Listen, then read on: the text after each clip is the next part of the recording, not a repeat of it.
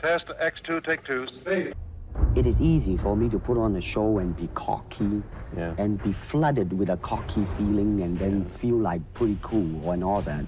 Or I can make all kinds of phony things, you see what I mean? Blinded by it. Or I can show you some really fancy movement. But to express oneself honestly, not lying to oneself, and to express myself honestly, now that, my friend, is very hard to do. And you have to train. You have to keep your reflexes so that when you want it, it's there. You break 5 or 6 pieces of wood with your hand or your foot? I'll probably break my hand and foot. My type of martial art, more and more I believe how to make good use of yourself. There is the finger jab. There is the punch. When you want to move, you're moving. And when you move, you are determined to move. Not taking 1 inch, not anything less than that. If I want to punch, I'm gonna do it, man, and I'm gonna do it. You see, here it is, the natural instinct, and here is control. You are to combine the two in harmony. Here I am, you know, as a human being. How can I express myself totally and completely? Now, that way, you won't create a style, because style is a crystallization, you know? I mean, that way, it's a process of continuing growth. If it is a sport, now you're talking about something else. You have regulations, you have rules. But when you're talking about fighting as it is, no rules. With no rules. Not real fighting. Well, then, baby, you better train every part of your body. I understand you just had a baby boy, Yeah.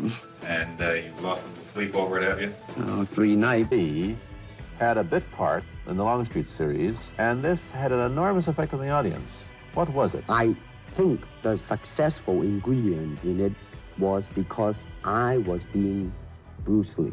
I did the Green Hornet television series back in '65. And as I look around, I mean, I saw a lot of human beings. And as I look at myself, I was the only robot there.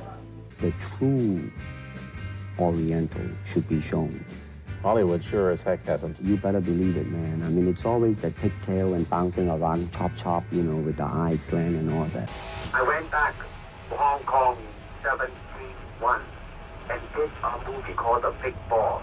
And the damn thing just broke the all-time record. Because I do not believe in styles anymore. I mean, I do not believe that there is such thing as like Chinese way of fighting or the Japanese way of fighting or whatever way of fighting, because unless human beings have 3 arms and 4 legs, we will have a different form of fighting. Because of style, people are separated. They are not united together because styles became law. Type of knowledge ultimately means self-knowledge. So therefore, they're coming in to, and ask me to teach them not so much of how to defend themselves or how to do somebody in. Rather, they want to learn to express themselves through some movement, be it anger, be it determination, or whatsoever.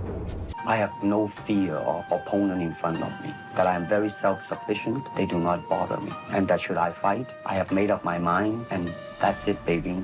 You better train every part of your body.